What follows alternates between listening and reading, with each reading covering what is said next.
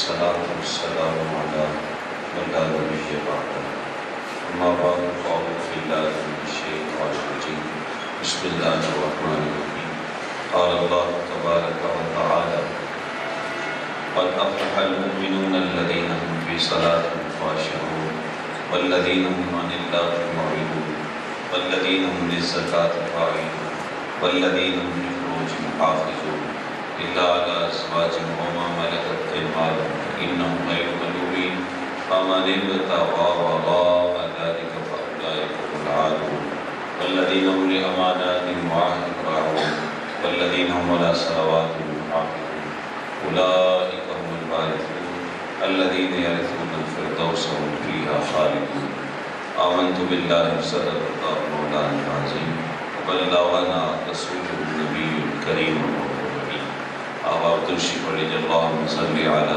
سیدنا و مولانا محمد وعلی آل سیدنا و مولانا محمد مبارک وسلم وصلی علیہ الصلاة والسلام علیکہ یا سیدی یا رسول اللہ الصلاة والسلام علیکہ یا سیدی یا حبیب اللہ وعلی آلک و اصحابک یا سیدی یا خاتم النبیین حمد و صلاة الوارد انتہائی واجب الاحترام معزز وزیر وقار علماء کرام برادران اسلام السلام علیکم ورحمۃ اللہ وبرکاتہ۔ آپ کی اس عظیم شان جامع مسجد میں زیارت المصطفیٰ کا صادقہ بار کے زیر اہتمام درس قرآن کا سلسلہ جاری وساری ہے اور کوئی نہ کوئی مبلغ آپ کی بارگاہ میں حاضر ہو کر قرآن کا پیغام پہنچانے کی سعادت حاصل کرتا ہے۔ تو اس دفعہ مجھے آپ سے ملاقات کا شرف نصیب ہوا۔ دعا ہے اللہ ہماری حاضری کا ایک کلام آپ کی بارگاہ میں قبول فرمائے، کتاب رحمت قرآن مجید سے روشنی حاصل کر کے ہمیں اپنی زندگی کو خوبصورت بنانے کی توفیق نصیب فرمائے۔ آپ کی توجہ کے ساتھ سورۃ المؤمنون کی ابتدائی چند آیات کی تلاوت کی ہے، ان کے ضمن و ذیل میں کچھ باتیں عرض کر کے اپنی گفتگو کو سمیٹ لوں گا۔ اللہ مجھے حق بیان کرنے کی توفیق عطا فرمائے۔ آقا کریم علیہ السلام پہ جو واحش نازل ہوتی تھی وہ اس کے مختلف انداز تھے۔ ان میں سے ایک انداز یہ تھا کہ بسا اوقات ایسی کیفیت پیدا ہوتی کہ شہد کی مکھیوں کی جو بنبناہٹ کی آواز ہوتی یہ پیدا ہوتی اور صحابہ یہ سمجھتے تھے کہ بس کوئی آواز آ رہی ہے، لیکن سمجھ نہیں آتی تھی کہ آواز کیسی ہے۔ لیکن وحی اتر رہی ہوتی تھی، حضور وحی کو سمجھ بھی رہے ہوتے تھے، اپنے قلب اندر میں محفوظ بھی فرما رہے ہوتے تھے۔ حضرت سیدنا عمر فاروق رضی اللہ تعالیٰ عنہ فرماتے ہیں ایسی ہی ایک کیفیت پیدا ہوئی کہ آقا کریم علیہ السلام پر وحی اترنے لگی اور آپ صلی اللہ علیہ وآلہ وسلم سے جب وحی مکمل ہوئی تو حضور نے خانہ کعبہ کی جانب رخ کر کے سجدہ کیا اور سجدہ کرنے کے بعد پھر حضور ہماری جانب متوجہ ہوئے اور ہاتھ اٹھا کے اللہ کی بارگاہ میں دعا کی اور فرمایا کہ اللہم زدنا ولا تنقصنا واکرمنا ولا تہنا وآتنا ولا تحرمنا وآسرنا ولا تؤثر علینا وآردنا وارض عنا۔ عرض کی مالک ہماری نعمتوں میں مزید اضافہ فرما، کبھی کمی نہ آنے دیں۔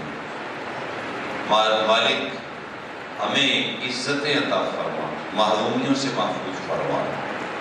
اے مالک و مولا تو ہمیں دوسری قوموں پہ غلبہ عطا فرما، ہمیں کبھی مغلوب نہ کرنا۔ اے مالک تو ہم پہ راضی ہو جا اور ہمیں بھی اپنی رضا کا تاج عطا فرما۔ حضور نے یہ دعا کی اور دعا کرنے کے بعد پھر حضور ہماری جانب متوجہ ہوئے اور فرمایا کہ ابھی جبریل میرے پاس حاضر ہوئے تھے اور وہ سورۃ المؤمنون کی ابتدائی 10 آیات لے کر کے آئے ہیں اور انہوں نے آ کے مجھے عرض کیا حضور آپ کا جو غلام جو آپ کا امتی ان 10 آیات پہ عمل کر لے گا، ان 10 آیات کی تعلیمات کو اپنی زندگی کا اوڑھنا بچھونا بنا لے گا تو فرمایا وہ سیدھا جنت میں داخل ہو جائے گا۔ تو یہ 10 آیات جو آپ کے سامنے پڑھی گئی ہیں یہ نصاب جنت ہے، یہ جنت کا نصاب ہے۔ اگر ہم ان 10 آیات کو اپنی زندگی میں لے آتے ہیں اور ان 10 آیات پہ عمل کر لیتے ہیں تو اللہ تعالیٰ جل شانہ ہمیں جنت کی راہوں کا مسافر بنائے گا، اور یہ بہت بڑی کامیابی ہے۔ اگر اللہ تعالیٰ قیامت کے دن کامیابی عطا کر دے تو یہ قرآن مجید کا نور ہے، یہ قرآن مجید کی روشنی اور اجالا ہے۔ اس کی 10 آیات جنت کا وارث بناتی ہیں۔ اللہ اکبر، کیسے یہ خوبصورت مضامین ہیں جس کی 10 آیات جنت کا وارث بناتی ہیں۔ جو بندہ پورے قرآن پہ عمل کرتا ہے تو اس کی عظمتوں کا عالم کیا ہوگا، اللہ اس کو کتنی کرم نوازیوں سے مالا مال کرے گا، اللہ تعالیٰ اس کو کتنی جو ہے وہ بلندیاں عطا فرمائے گا۔ جو قرآن مجید کے دامن سے وابستہ ہو جاتا ہے، اس کے دامن میں اتنا کرم ہے، اتنا فضل، اتنی رحمتیں ہیں کہ اس کو کسی ترازو میں تولا نہیں جا سکتا۔ تو آئیے ذرا بس میں اس کا ترجمہ کرنا چاہوں گا آپ کی توجہ کے ساتھ۔ ارشاد ہوا قد افلح المؤمنون، فرمایا بے شک کامیاب ہو گئے ایمان پر۔ تو کامیابی اللہ اہل ایمان کو عطا فرماتا ہے، محبوب کے غلاموں کو اللہ کامیابیاں عطا فرماتا ہے، ان کو عزتوں سے، کامیابیوں سے، بلندیوں سے مالا مال کرتا ہے جو حضور کے غلام ہیں۔ اس لیے کہ حضور کو اللہ تعالیٰ کو محبوب کی امت سے پیار ہی بہت زیادہ ہے، کیونکہ اس امت کے بارے میں کہا گیا امتم واسطہ، اے امت محمدیہ میں نے تمہیں درمیانی امت بنایا، یعنی تمام امتوں میں سے افضل امت یہ امت ہے۔ کیوں؟ آپ عمل زیادہ کرتے ہیں، ہمارے عمل تو نہیں ہے، ہمیں کوئی سرکار کے پر لگے ہوئے ہیں، کہا ایسا بھی کوئی مسئلہ نہیں ہے۔ تو پھر یہ امت کو خیر امت کیوں کہا گیا، درمیانی امت کیوں کہا گیا؟ کہا تمہیں درمیانی امت اس لیے کہا ہے، خیر امت اس لیے کہا ہے کہ باقی امتیں نبیوں کی امتیں ہیں اور تم میرے محبوب محمد کے امتی ہو، اس لیے میں نے تمہیں شرف دیا ہے، عزت دی ہے، عظمت دی ہے۔ بات تمہاری نہیں ہے، بات محمد کے تعلق، بات اس محبوب کی ہے، کیونکہ وہ محبوب ہیں، اور کل منسوب الی محبوب فہو محبوب، جو چیز محبوب کی طرف منسوب ہوتی ہے وہ بھی محبوب ہو جایا کرتی ہے۔ تو یہ نسبت کی ساری بات ہے، رسول اللہ کی نسبت کی۔ اللہ اکبر، تو ہمیں بھی اس نسبت پہ ناز ہے۔ تو کیا کسی نے خوب کہا تھا کہ محمد جانے جانا ہے، پیغمبر ہو تو ایسا ہو، رسولوں کی بشارت سے مبشر ہو تو ایسا ہو، امن توقیر کا سب کو مؤکر ہو تو ایسا ہو، ہمیں کیا غلام ان کا مقدر ہو تو ایسا ہو۔ یہ مقدر کی بات ہے کہ ہم حضور کے غلام ہیں، جزاک اللہ۔ تو آئیے، کامیابیاں اللہ نے ہمارے لیے رکھی ہیں، ہم ذرا میدان عمل میں اترے تو صحیح، کچھ تو کرنا پڑے گا نا، ایسے سو کے تو کامیابیاں نہیں ملتی۔ تو آئیے ذرا کامیابی فرمایا، کامیاب ہو گئے وہ ایمان والے، الذین هم فی صلاتہم خاشعون، جو اپنی نمازیں خشوع سے پڑھتے ہیں، اپنی نمازیں حدود قلبی سے پڑھتے ہیں۔ جب نماز پڑھ رہے ہوتے ہیں تو ان کا جسم بھی مسجد میں ہوتا ہے، ان کا دل بھی مسجد میں۔ جب کہتے ہیں سبحان ربی الاعلی، تو ان کی پیشانی اللہ کے حضور جھکی ہوتی ہے، تو ان کا دل بھی اللہ کے حضور جھکا ہوتا ہے۔ تو اپنی نمازیں خشوع سے پڑھتے ہیں، وجود قلبی کے ساتھ نمازیں ادا کرتے ہیں، اور نماز غفلت کے ساتھ ادا نہیں کرتے، اور اللہ کی بارگاہ میں حاضر ہو کر نماز پڑھتے ہیں۔ تو خشوع یہ دل کی کیفیت کا نام ہے کہ دل دربار قدس میں حاضر، اللہ کی بارگاہ میں دل جو ہے وہ ادب کے ساتھ حاضر ہو، تو اس کو خشوع کہا جاتا ہے، یہ دل کی کیفیت کا نام ہے۔ آقا کے اسلام نے ایک موقع پہ ارشاد فرمایا، صحابہ جب میں نماز پڑھا رہا ہوتا ہوں تمہارے آگے تو تم ذرا اپنی صفوں کو، اپنی نمازوں کو ٹھیک رکھا کرو، اس لیے کہ جب میں آگے کھڑا ہو کے نماز پڑھا رہا ہوتا ہوں تو میری نظر صرف آگے ہی نہیں ہوتی، بلکہ فرمایا واللہ لا اخفى علی رکوعکم ولا خشوعکم، فرمایا میرے غلاموں خدا کی قسم میری نظروں سے نہ تمہارے رکوع پوشیدہ ہوتے ہیں، نہ دلوں میں موجود خشوع پوشیدہ ہوتے ہیں۔ میں تمہارے رکوع کو بھی دیکھ رہا ہوتا ہوں اور تمہارے تمہارے دلوں کے خشوع کو بھی دیکھ رہا ہوتا ہوں کہ میرے اس غلام کے دل کے اندر کس قدر خشوع ہے، کس قدر نماز کی حضوری ہے، اس کو بھی میں دیکھ رہا ہوتا ہوں۔ تو نماز حضور قلبی کے ساتھ ادا کرنا یہ اہل ایمان کی صفت ہے۔ یہ نہیں ہے کہ بندہ مسجد میں کھڑا ہو اور دل جو ہے وہ کھیتوں میں سیر کر رہا ہو، بندہ مسجد میں موجود ہو اور دل جو وہ دکان کے حساب کر رہا ہو، یہ نماز نہیں ہوتی۔ اس لیے نماز اگر اس کی ظاہری چیزیں جو ہیں وہ رکوع، سجدہ، قیام ہے، یہ نماز کی ظاہری چیزیں، جیسے ہمارا ظاہری جسم ہے، جناب یہ چہرہ ہے، یہ آنکھیں ہیں، یہ کان ہیں، یہ ہاتھ ہیں، یہ پاؤں ہیں، یہ سب کچھ یہ ظاہری صورتحال ہے، یہ ظاہر کی کیفیت ہے۔ اور پورے جسم کے اندر جو ایک اہم چیز ہے، جو سب سے اہم عضو ہے، وہ دل ہے۔ کیوں؟ اس لیے کہ دل کے اوپر روح تشریف فرما ہے۔ روح نے تو سارے جسم کو لے کے چلنا ہوتا ہے۔ اگر روح ہے تو جسم ہے، ورنہ 8 فٹ کا قد ہو اور جناب قوی ہیکل انسان ہو، اگر روح نکل جائے تو بھلا جسم کی کیا اوقات رہ جاتی ہے؟ بندہ جو ہے وہ بڑا ہوتا ہے لمبا ہو کے، اور وہ جسم کو حرکت بھی نہیں دے سکتا۔ کیوں؟ اس لیے کہ روح نکل گئی۔ تو بھائی نماز کا ظاہر رکوع، سجدہ، قیام ہے، اور اگر آپ مجھ سے اس کی روح پوچھنا چاہیں تو وہ خشوع اس کی روح ہے۔ اگر روح ہے، خشوع ہے، تو پھر نماز کی اہمیت ہے۔ لیکن اگر خشوع نہیں ہے تو پھر وہ چیز نصیب نہیں ہوگی۔ ورنہ وہ حضرت کا جملہ بڑا خوبصورت ہے کہ 40 سال ہو گئے کندھے سے کندھا ملاتے ہوئے، لیکن 40 سال تک ابھی تک دل نہیں مل سکا۔ دل وہیں کے وہیں، اور دل جدا کے جدا ہی ہیں، بیٹھے کندھا ملا کے کھڑے ہیں، 40 سال ہو گئے ہیں، لیکن دلوں کے اندر محبت پیدا نہیں ہوئی۔ تو یہ پھر نماز کے وہ حقیقی ثمرات نصیب نہیں نہ ہوئے۔ اس لیے اس کی پہلے سے الذین فی صلاتہم خاشعون، وہ اپنی نمازوں کے خشوع کے ساتھ پڑھتے ہیں۔ اور صحابہ کرام جب نمازوں کو خشوع سے پڑھتے تھے، وہ آپ اندازہ لگائیں، ایک حدیث پاک میں آتا ہے کہ آقا کریم صلی اللہ علیہ وسلم کسی جنگ سے واپس پلٹ رہے تھے، وہ رات کا وقت ہوا، لشکر سو گیا، حضور نے 2 صحابہ کرام کی ڈیوٹی لگائی کہ تم لشکر کی حفاظت کرو۔ تو جس جنگ سے واپس آ رہے تھے وہاں ایک کافر کی بیوی کو قتل کر دیا گیا۔ اسے قسم اٹھائی کہ جب تک کسی مسلمان کا خون نہیں پاؤں گا میں چین سے نہیں بیٹھوں۔ اب لشکر سو رہا ہے، 2 صحابہ جن کی پہرے داری کی ڈیوٹی تھی، ایک نے کہا دوسرے کو آپ بھی آرام فرما لیں، تو میں پہرے داری کرتا ہوں۔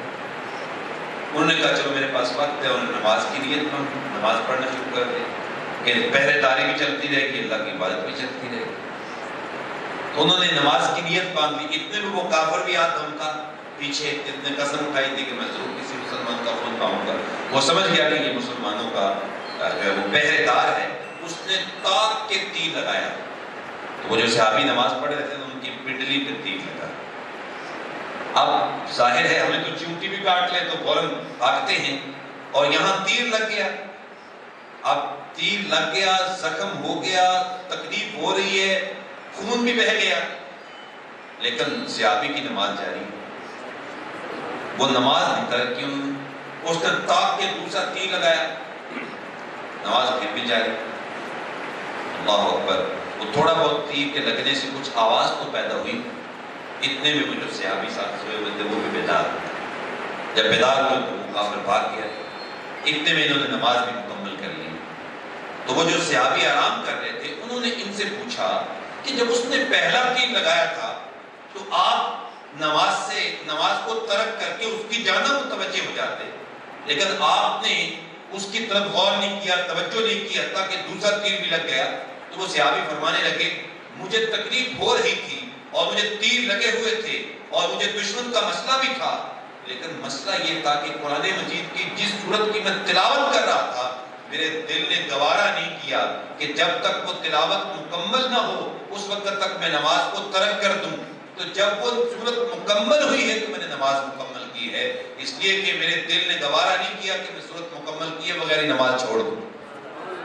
یہ خشوع تھا، یہ ان کی حضور قلبی تھی نماز کے اندر کہ تیر لگنے سے بھی وہ اپنی نمازوں کو جاری رکھتے تھے۔ تو آج کہاں ہماری نمازیں اور کہاں ان صحابہ کرام کی نمازیں، اللہ ان کا فیضان ہمیں بھی نصیب فرمائے۔ اچھا خشوع کیسے نصیب ہوتا ہے؟ تو خشوع کے 2 کام ہمیں کرنے ہوں گے۔ ایک تو یہ ہے کہ اپنی نظروں کی حفاظت کرنی ہے۔ کہ نظر جس جگہ پہ رکھنی ہے اسی جگہ پہ رکھی جائے. جب ہم نماز پڑھتے ہیں، ہم قیام کرتے ہیں تو ہماری نظر وہ سجدے کی جگہ پہ ہونی چاہیے. جب رکوع پہ جاتے ہیں تو نظر جو ہے وہ پاؤں پہ ہونی چاہیے. جب سجدے میں ہوتے ہیں تو نظر ناک کی ہڈی پہ ہونی چاہیے. اور جب قاعدے میں بیٹھتے ہیں تو نماز کے اندر جب وہ گود کے اوپر نظر ہونی چاہیے. جب ہم نظر کو اپنی اپنی جگہ پہ رکھیں گے تو کافی حد تک دل ادھر ادھر بھٹکنے سے بچ جائے گا. اور دوسری چیز جو علماء نے بیان کی وہ یہ ہے کہ ہمیں نماز کا ترجمہ آنا چاہیے. پتہ تو ہو نا، جب ہم پڑھتے ہیں الحمدللہ رب العالمین تو اس کا علم تو ہونا چاہیے نا، اس میں ہمارے مالک نے کیا فرمایا. الرحمن الرحیم، اس کا پتہ تو ہو. رحمان کا معنی ہے جس کی رحمتوں کا سمندر ٹھاٹھے مار رہا ہے، جس کی رحمتوں کا سمندر ٹھاٹھے مار رہا ہے. یہ کبھی آپ دریا کے کنارے پہ جائیں نا، جب کناروں کے برابر ہو کے دریا بہ رہا ہو تو آپ کہتے ہیں جناب سمندر ٹھاٹھے مار رہا ہے، تو یہ تو پانی ٹھاٹھے مار رہا ہے نا. تو اللہ کی رحمتوں کا سمندر ٹھاٹھے مار رہا ہے. اتنی رحمتیں ہیں ان کو کسی ترازو میں نہیں تولا جا سکتا، اور وہ بھرپور ہے رحمتیں، اور ان کا کوئی شمار نہیں ہے رحمتوں کا. اچھا یہ سمندر تو کبھی کبھی خشک بھی ہو جاتے ہیں، ان کا پانی تو نیچے بھی چلا جاتا ہے، لیکن وہ صرف رحمان نہیں ہے، وہ رحیم بھی ہے. اور رحیم کا مطلب ہے اس کی رحمتوں کا سمندر جو ٹھاٹھے مار رہا ہے یہ ہمیشہ ہمیشہ ایسے ہی رہتا ہے. اس میں کبھی تعطل نہیں آتا، اس میں کبھی کمی نہیں آتی. جب اس انداز کے ساتھ انسان نماز پڑھتا ہے کہتا ہے الرحمن الرحیم، تو کیا مطلب ہوتا ہے؟ بندہ یہ کہہ رہا ہوتا ہے نا رحمت عطا کرے یا الہی ہر دم مدد آتی. یہ کہہ رہا ہوتا ہے، یہ نماز میں کہہ رہا ہوتا ہے. یہ کیفیات ہونی چاہیے میرے بھائی. رحمت عطا کرے یا الہی ہر دم وقتا تیرا، یہ ایک ٹکرا بخشے مینوں کم بن جاندا ہے میرا. رحمت تامی پا الہی باغ سکا کر ہریا، بوٹا آس امید میری نہ کر دے میوے بھرے. آپ مجھے بتائیں جب ایسے نماز کی کیفیات پیدا ہو نماز میں تو دل نماز میں لگے گا کہ نہیں لگے گا؟ مالک کو اپنے ٹکڑے سنانے کا مزہ آئے گا کہ نہیں آئے گا؟ لیکن کم از کم پتہ تو ہونا چاہیے نا، علم تو ہونا چاہیے میں کہہ کیا رہا ہوں. سبحان ربی الاعلیٰ کی کیفیات کو جانتا تو ہو، وہ پیشانی جو سجدے میں رکھی ہوئی اس کی کیفیات کو پتہ تو ہو کہ سجدے کا معنی کیا ہے، سجدے کا مطلب کیا ہے.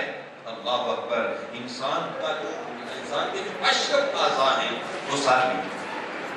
آپ دیکھیے کہ دیکھنے کی قوت آنکھ سر میں، سننے کی قوت کان، اس کا تعلق سر میں ہے، اور یہ سوچنے کی قوت ناک کا تعلق بھی سر میں ہے، اور سوچنے کی قوت دماغ سر میں ہے.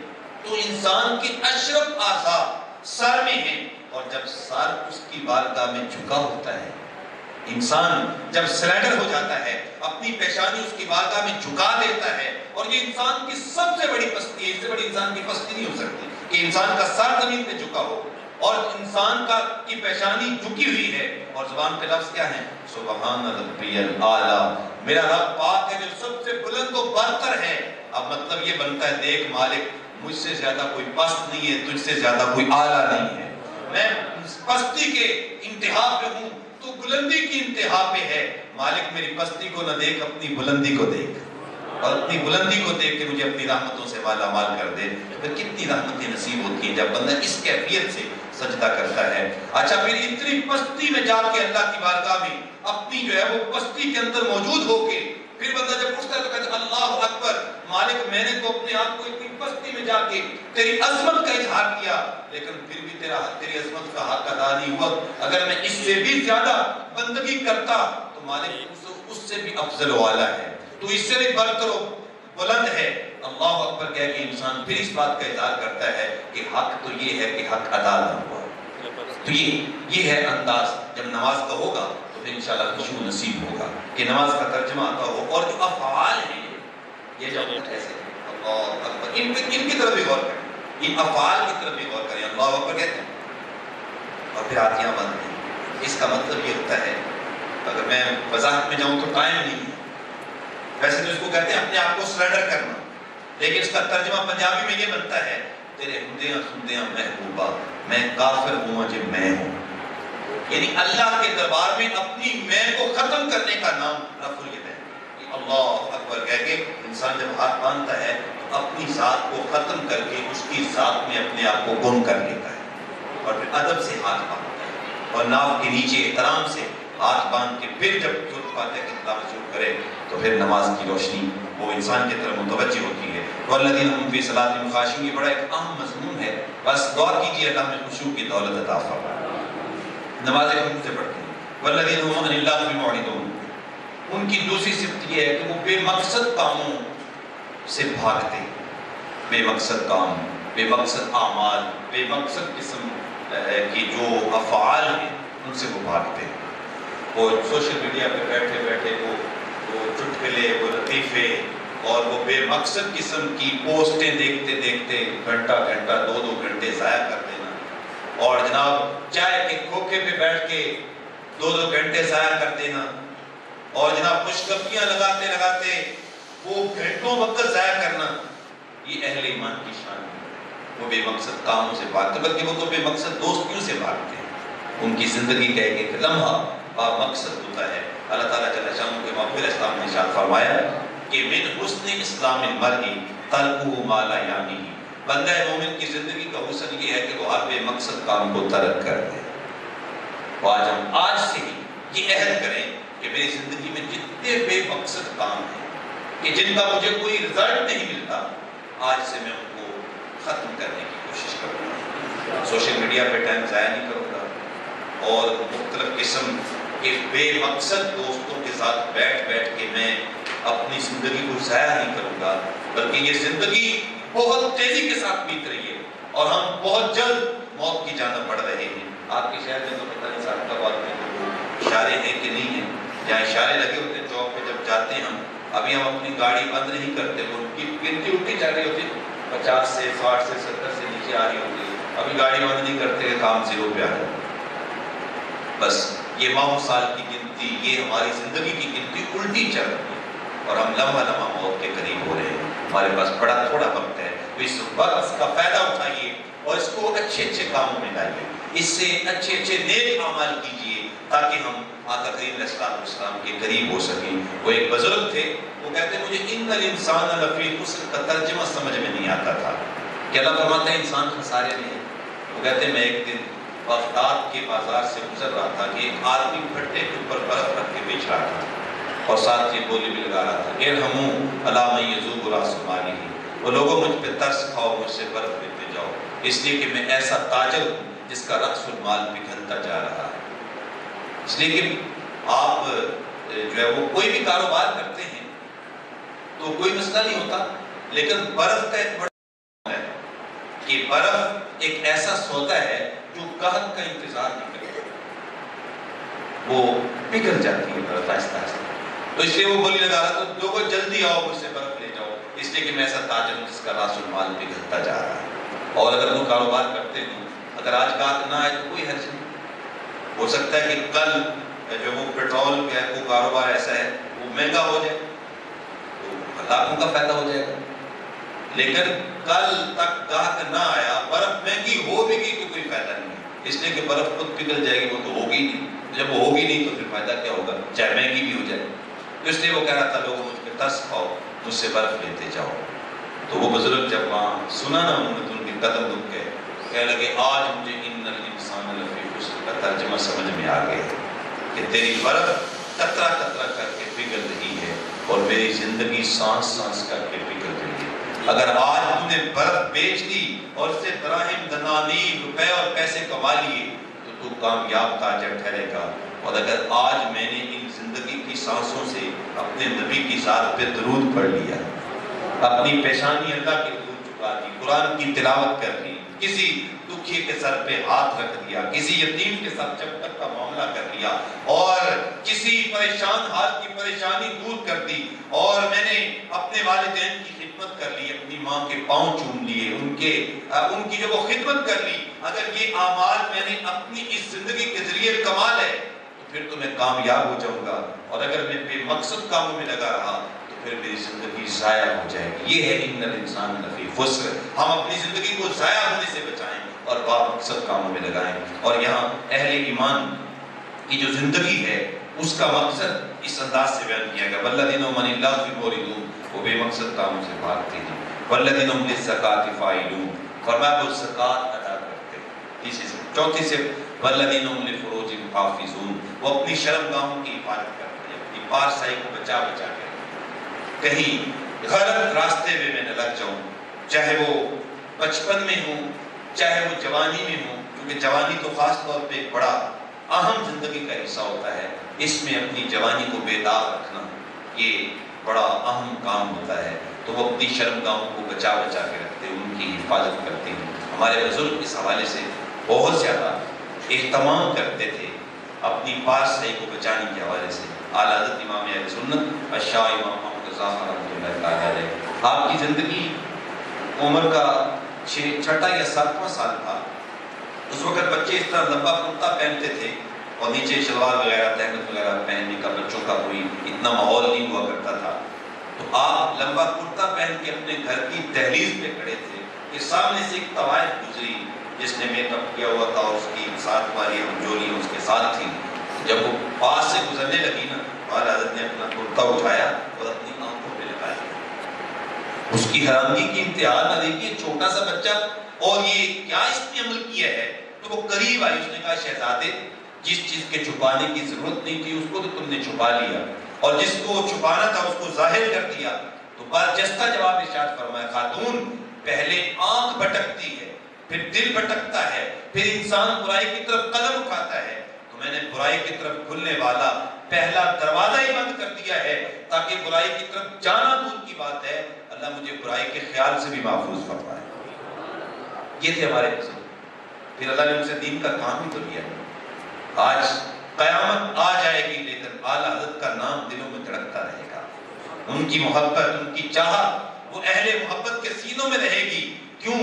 इसलिए कि उन्होंने अपनी पारसाई की हिफाजत की। जब उन्हें पारसाई की हिफाजत की, अल्लाह ने उनसे अपने महबूब के दीन का काम लिया। वल्लज़ीना हुम लिफ़ुरूजिहिम हाफ़िज़ून, उनकी चौथी सिफ़त ये अपनी शर्मगाहों की हिफाजत करते हैं। इल्ला अला अज़वाजिहिम, सिवाय अपनी बीवियों के, और मा मलकत ऐमानुहुम, या शरीक लौंडियों के, फ़इन्नहुम गैरु मलूमीन, इसमें तो कोई मलाम नहीं, क्योंकि इंसान की ये फितरत है ना कि वो जिनसी तस्कीन उसकी ज़रूरत है। तो इस्लाम दीन फितरत है, फितरत को कुचलता नहीं है दीन, उसका एक खूबसूरत रास्ता बताता है, वो निकाह है।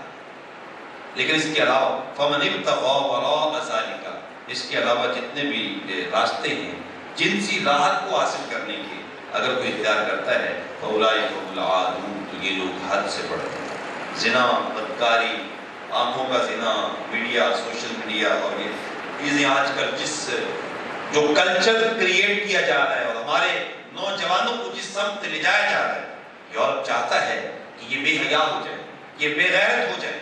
तो जब ये बेहया हो जाएंगे, ऐसी चीजें मीडिया में डाल दो कि इनको बिल्कुल वो चीज ही भूल जाए।